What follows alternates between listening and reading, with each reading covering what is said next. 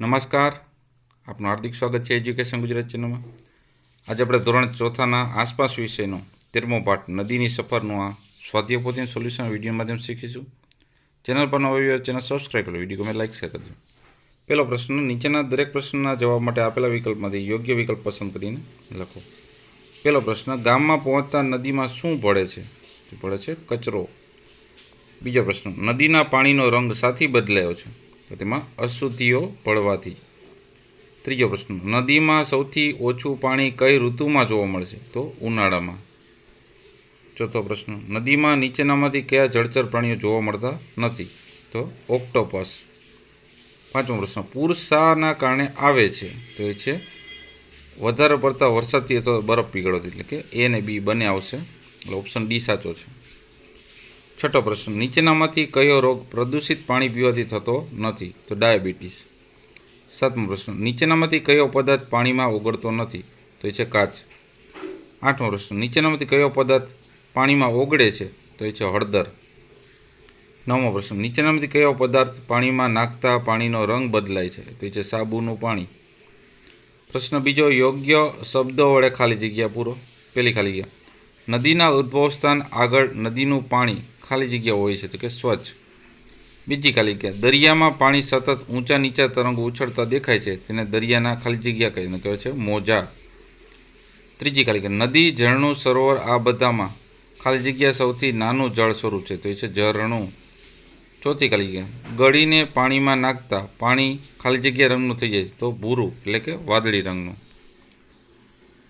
ત્રીજો પ્રશ્ન, નીચેના વિધાન ખરા હોય તો ખરાની નિશાની, ખોટાની નિશાની કરો. પહેલું, નદીના ઉદ્ગમ સ્થાન આગળ તેનું પાણી પીવાલાયક હોય છે, વિધાન સાચું છે. બીજું, નદી પર્વતમાંથી નીકળે છે, વિધાન સાચું છે. ત્રીજું, નદીના ઉદ્ગમ સ્થાન આગળ પાણી રંગીન હોય છે, વિધાન સાચું છે. ચોથું, કારખાનાની નજીકથી પસાર થતી નદીનું પાણી એકદમ સ્વચ્છ હોય, વિધાન ખોટું છે. પાંચમું, કારખાના અને શહેરોની નજીકથી પસાર થતી નદીના માછલા સૌથી ઓછા હોય છે, વિધાન સાચું છે. છઠ્ઠું, નદીઓમાં બારેમાસ એક સરખું પાણી જોવા મળતું નથી, વિધાન સાચું છે. સાતમું, તળાવ અને નદી બેમાંથી નદી નાનું જળ સ્વરૂપ છે, વિધાન ખોટું છે. આઠમું, પૂરને કારણે નદીનું પાણી ગંદુ થાય છે, વિધાન સાચું છે. નવમું, નદીમાં શિયાળામાં પૂર આવે છે, વિધાન ખોટું છે. દસમું, પાણીમાં ગળી નાખતા તેનો રંગ બદલાતો નથી, વિધાન ખોટું છે. પ્રશ્ન ચોથો, નીચેના પ્રશ્નોના 1-2 વાક્યમાં ઉત્તર આપો. પહેલો પ્રશ્ન, નદી જ્યાંથી શરૂ થાય છે ત્યાં પાણીનો રંગ કેવો હોય છે? તેનો જવાબ છે, નદી જ્યાંથી શરૂ થાય છે ત્યાં પાણીનો કોઈ રંગ હોતો નથી, પણ દૂરથી જોતાં તે વાદળી કે આસમાની રંગની દેખાય છે. બીજો પ્રશ્ન, નદી ગામમાં પહોંચે છે તે પહેલાં તેમાં શું જોઈ શકાય છે? તેનો જવાબ છે, નદી ગામમાં પહોંચે તે પહેલાં તેમાં ઘણી બધી માછલીઓ, છીપલા અને અન્ય નાના જળચર જીવો તથા ઘાસ જેવી કેટલીક વનસ્પતિઓ પણ જોઈ શકાય છે. ત્રીજો પ્રશ્ન, દરિયાના પાણીનો ઉપયોગ જણાવો. તેનો જવાબ છે, દરિયાના પાણીથી મીઠું પકાવવામાં આવે છે. દરિયાનું પાણી વીજળી ઉત્પન્ન કરવા માટે અને જળમાર્ગ માટે પણ ઉપયોગી છે. ચોથો પ્રશ્ન, નદીઓમાં કયા કયા જળચર પ્રાણીઓ જોવા મળે છે? તેનો જવાબ છે, નદીઓમાં માછલી, કરચલા, કાચબા, દેડકા, સાપ વગેરે જેવા જળચર પ્રાણીઓ જોવા મળે છે. પાંચમો પ્રશ્ન, નદી કિનારે કઈ કઈ વનસ્પતિઓ ઉગેલી જોવા મળે છે?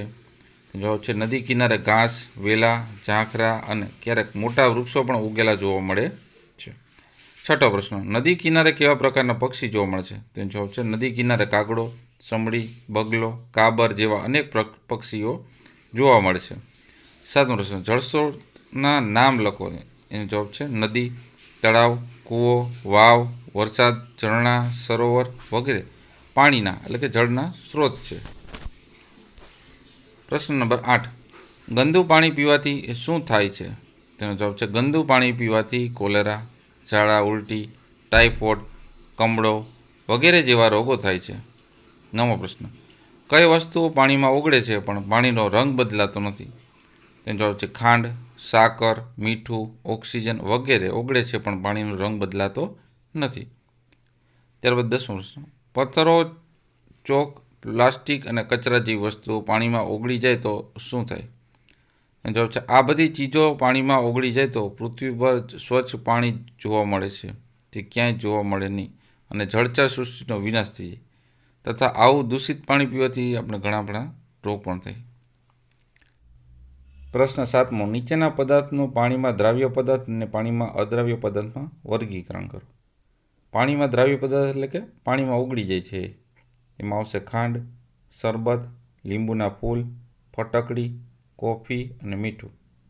જ્યારે પાણીમાં અદ્રાવ્ય પદાર્થ એટલે કે પાણીમાં ઓગળતું નથી એ તો એ છે મરચું, દાળ, તેલ, લોટ, રેતી ને ઈંટ. તો આ આપણે આ પાઠના સ્વાધ્યાય પોથીનું સોલ્યુશન જોતા રહો એજ્યુકેશન ગુજરાત ચેનલ શીખતા રહો. Thank you. આભાર.